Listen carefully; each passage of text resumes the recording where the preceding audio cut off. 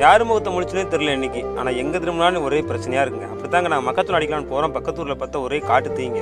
நான் போகிறேன், ஒரு அண்ணன் உலக அடித்து அந்த இடத்த பூரா மறைச்சிக்கிட்டு இருந்தார். எங்களால் முடிஞ்சளவு என்னடா பண்ணலான்னு கட்டி ஓடி போய் மஞ்சள் மரத்துலேருந்து 2-3 கொப்பை ஒடிச்சு வந்தேங்க. நான் என் தம்பி எல்லாரும் முடிவு வந்து எங்களால் முடிஞ்சளவு எல்லாத்தையும் அமுத்திடுவோம். ஏன்னா இந்த பக்கம் வந்துச்சுன்னா ஒரே சூரியகாந்தியாக இருக்குது. ஒரு 7 ஊக்கம் சூரியகாந்தி போட்டுருக்காங்க ரோட்டு ஓரமாக பூரா தீ கட்டுப்படுத்தே முடியலங்க. சுற்றி அடித்து வருது, ஒரு 7-8 ஏக்கர் அடித்து வருது. எங்களால் முடிஞ்சளவு அங்கேயே எரியுற தீயை மட்டும் அமர்லாம் எடுத்து போய் மஞ்சத்துக்கு மரத்துக்கு அடிச்சு இது எப்படி தீ எரிஞ்சுன்னு எங்களுக்கு தெரியலங்க. யாரும் அந்த பக்கம் இருந்து திண்டியில் அது தீயை வச்சு விட்டாங்களா இல்லைன்னா இதுவாக வெயிலுக்காக சூடேறி வந்துச்சா ஒன்றுமே தெரியல.